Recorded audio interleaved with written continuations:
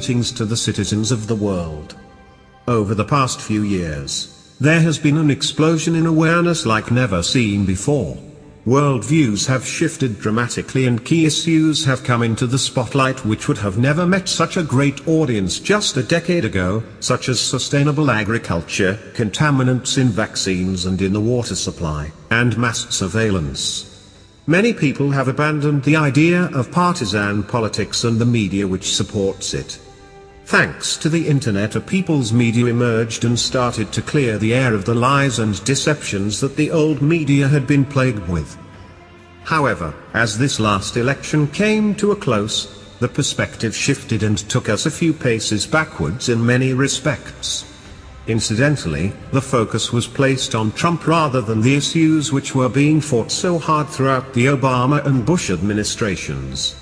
Once again, the debate has become about the integrity of those in power instead of actual real-world issues that affect everyone. Whatever you believe Trump's motives are, it's important that we don't get so caught up in arguing over something we have no control over that progress made on real issues is lost. What the country needs right now is a massive healing, and I think the best way of doing that is to learn how to set minor differences aside and work together to solve our problems, instead of looking to government to solve them for us. Whether you're left, right, something in between or nothing at all, you can always become more informed and act to make a difference in the world we live in. By now most are aware that almost all major media outlets are owned by a handful of corporate conglomerates. The current number is 6, but several of these parent companies have been attempting to merge, which could reduce the number to 3 or 4 in time.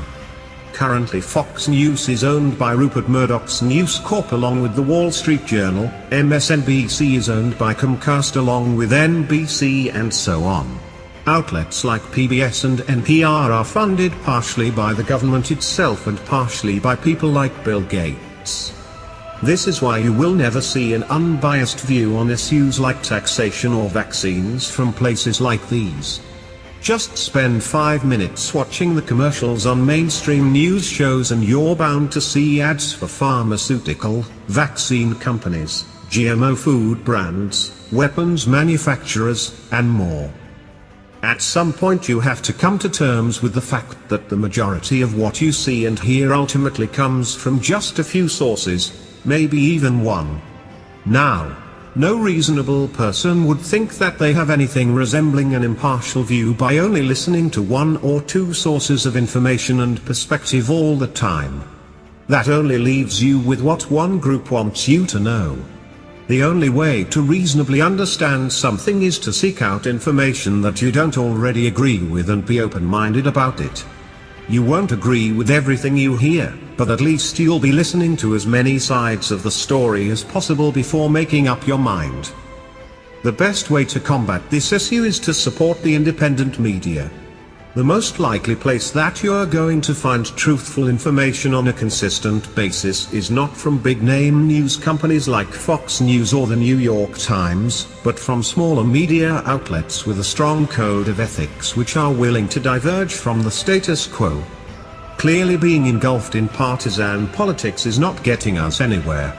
We're going to have to start listening to each other again and break the political molds in order to start caring about real issues again.